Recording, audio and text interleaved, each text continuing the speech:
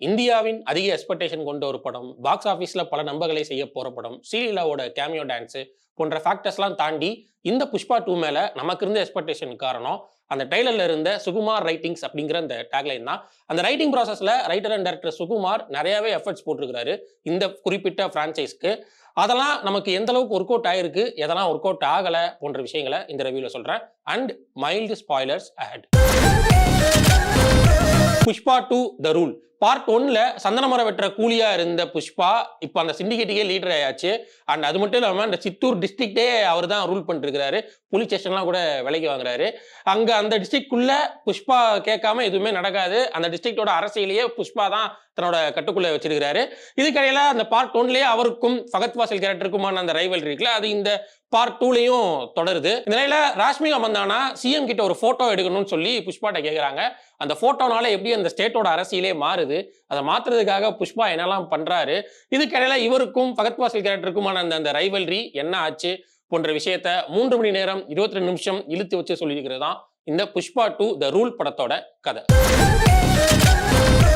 இப்படியான ஒரு full fledged commercial படத்தை இவ்வளவு பெரிய டியூரேஷன்ல சொல்ல முயற்சி பண்ண டைரக்டர் சுகுமாரோட கன்விக்ஷனை நிச்சயம் பாராட்டியே ஆகணும். ஏன்னா அது ஒரு டேரிங்கான ஒரு மூவ் தான். அண்ட் அல்லு அர்ஜுனோட பெர்ஃபார்மன்ஸ் அவர் பார்ட் 1ல புஷ்பாவா இருந்ததை விட பார்ட் 2ல புஷ்பாவா நல்லா பிஹேவ் பண்றதா நமக்கு தோணுச்சு. மேபி பழகிருக்கலாம் அவருக்கு இவ்வளவு காலகட்டத்தில்.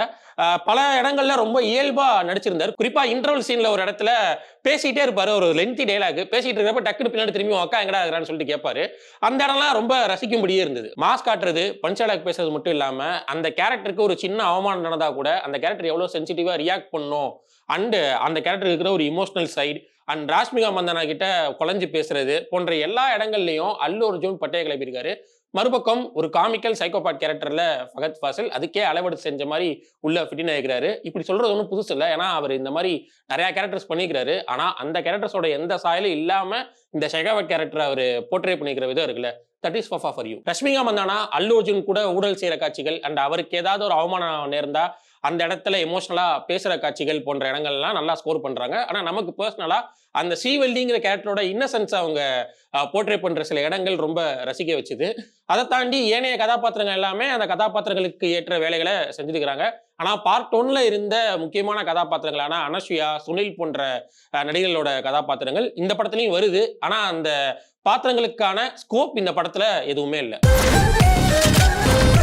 டெக்னிக்கலி ரொம்ப ஸ்ட்ராங்கான படம் தான் இந்த புஷ்பா 2. குபாப் ரஷேக்கோட சினிமோகிராஃபில பல ஃபைட் சீன்ஸ் அண்ட் பல லென்த்தி காட்சிகள் இந்த படம் எங்கும் இருக்கு. அதெல்லாம் ரொம்ப சிறப்பாகவே இருந்தது. ஆனா இந்த ஆக்ஷன் சீன்ஸ்ல கரண்ட் சினிமா ட்ரெண்டுக்கு ஏற்ற அந்த மொக்கோபாட் காட்சிகள்லாம் இருக்குல்ல, அதெல்லாம் ஆரம்பத்தில் நமக்கு உறுத்தலாட்டினாலும் போக போக கொஞ்சம் மயற்சியை தருவதையும் தவிர்க்க முடியல. எடிட்டர் நவீன் நூலியோட சில டிரான்சிஷன் ரசிக்க வைக்குது. ஆனா செகண்ட் ஹாஃப்ல இருக்கிற பல காட்சிகளோட லென்த்தை அவர் நிச்சயம் குறைச்சிருக்கலாம். அண்ட் விஎஃப்எக்ஸ் சில இடங்கள்ல ரொம்ப நல்லாவே இருக்குது. ஆனா பல இடங்கள்ல ரொம்ப துருத்தலாவே தெரியுது. தேவிஸ்ரீ பிரசாத் இசையில பாடல்கள் பார்ட் 1 அளவுக்கு இல்லைனாலும் ஓகே ரகங்கள் தான்.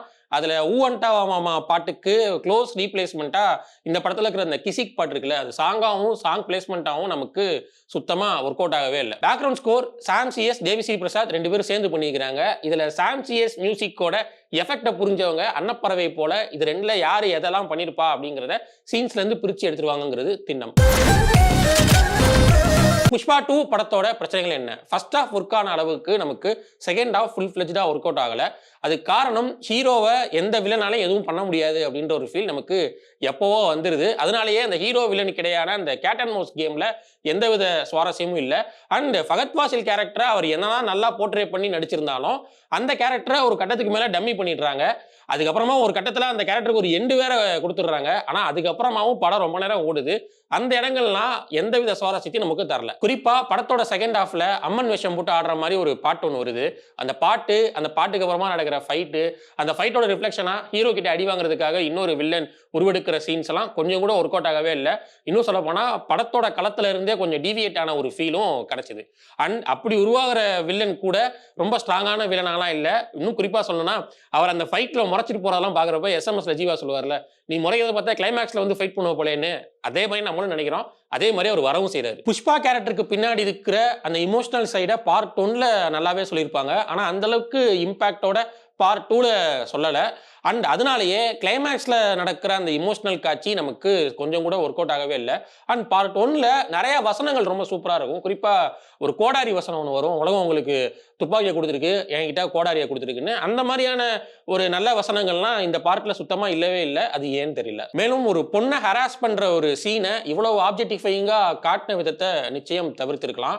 அண்ட் ஃபைட் சீன்ஸை பொறுத்த வரைக்கும் இன்னோவேஷனே இல்லாமல் நிறையா ஃபைட் சீன்லாம் இருக்குது. அதெல்லாம் கூட போர் அடிக்காமல் போயிடுது. ஆனால் படு இன்னோவேஷனான ஒரு ஃபைட் சீன் கிளைமேக்ஸில் ஒன்று இருக்குது. அது இந்த ஒட்டுமொத்த படத்துக்குமே ஒரு பெரிய திருஷ்டி. மொத்தத்தில் இந்த புஷ்பா 2 கொஞ்சம் குறைகளையும் நிறையா என்டர்டைன்மெண்ட் ஃபேக்டர்ஸ்களையும் கொண்ட ஒரு கமர்ஷியல் மசாலா திரைப்படம். இந்த படத்துக்கான ஹைப்பை முடிஞ்ச அளவுக்கு பூர்த்தி செய்ய முயற்சி செஞ்சிருக்குது. கண்டிப்பாக தியேட்டரில் போய் பார்க்கக்கூடிய ஒரு வாட்சபிள் மூவி தான். கண்டிப்பாக தியேட்டரில் போய் பாருங்கள். அண்ட் இந்த படம் தியேட்டரில் மட்டுமே ஒர்க் அவுட் ஆகக்கூடிய ஒரு படம். அண்ட் பார்ட் 3க்கான லீடும் இந்த பார்ட் 2ல இருக்குது.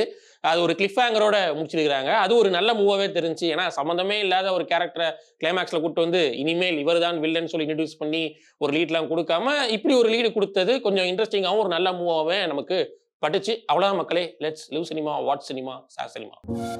பரபரப்பான சினிமா செய்திகள், நட்சத்திரங்களின் பேட்டிகள், சினிமா வரலாறு ஆகியவற்றை பார்க்கவும் படிக்கவும் உங்களுக்கான இணையதளம் tourantalkies.co.